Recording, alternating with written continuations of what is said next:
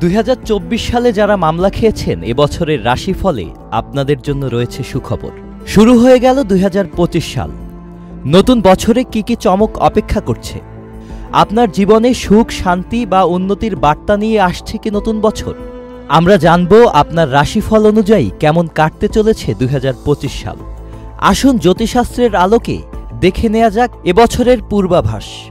মেষ রাশির জন্য 2025 সাল মিশ্র ফলাফল আনবে, তবে তাদের দাম্পত্য জীবনে জীবন সঙ্গীর প্রতি হতে হবে যত্নশীল, না হলে হয়তো সংকট অনিবার্য।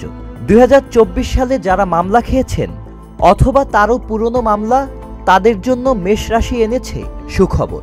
মে মাসের পর মামলা মোকদ্দমার নিষ্পত্তির সম্ভাবনা রয়েছে। নতুন বছরে ভালো থাকবে কর্কট রাশির ব্যক্তিরা।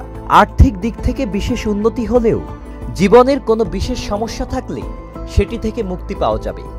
তবে যারা বিয়ে করেছেন তাদের বউয়ের দিকে দিতে হবে বিশেষ নজর। যারা বেকারত্বের সমস্যা নিয়ে ভুগছেন তাদের জন্য রয়েছে তুলা রাশি। তবে চাকরির মোড় ঘুরিয়ে দিবে মে মাসের পরে। হবে আর্থিক উন্নতি, তবে বুদ্ধিমত্তা বজায় রাখা গুরুত্বপূর্ণ। শুধু দাম্পত্য নয়, প্রেমিক জীবনের জন্য নতুন বছরে বৃষ রাশি নিয়ে এসেছে বিশেষ সুখবর। তবে বছরের শুরুতে করতে হবে পরিশ্রম, তবে যার ফল ভালো মিলবে মার্চের পরে।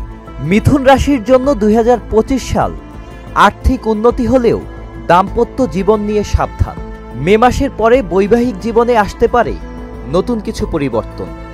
পাশাপাশি কর্মক্ষেত্রে সংযত আচরণ করতে হবে। 2025 সাল কন্যা রাশির জন্য বেশ ইতিবাচক, যেখানে বেশিরভাগ ক্ষেত্রেই উন্নতি হবে। সংসার, কর্মজীবন ও স্বাস্থ্য সব দিকে ভালো ফল আসবে। বৃশ্চিক রাশির জন্য বছরটি মাঝারি হবে। পুরনো সমস্যা দূর হলেও নতুন সমস্যা আসতে পারে, বিশেষত মে মাসের পরে। ধনুরাশির জন্য মিশ্র ফলের বছর হতে পারে 2025, তবে মে মাসের পর থেকে আর্থিক উন্নতি এবং দাম্পত্য জীবনে সমাধান আসতে পারে। মকর রাশির জন্য 2025 হবে খুব ভালো, বিশেষত কর্মজীবন এবং ব্যবসায়। তবে দাম্পত্য জীবন ও আর্থিক বিষয়গুলোতে সতর্ক থাকতে হবে। কুম্ভ রাশির জন্য এটি হবে মিশ্র বছর, যেখানে পুরনো অসম্পূর্ণ কিছু কাজ শেষ হতে শুরু করবে। তবে মায়ের শরীরের দিকে বিশেষ নজর থাকতে হবে। মীন রাশির জন্য বছরটি হবে মাঝামাঝি। নিজের কাজের প্রতি যত্নশীল হতে হবে, সফলতা আসবে বিশেষত মে মাসের পর থেকে। আপনার রাশি যাই বলুক না কেন, নতুন বছর একটি নতুন অধ্যায়। ভালো কাজে মনোযোগ দিন, ইতিবাচক থাকুন।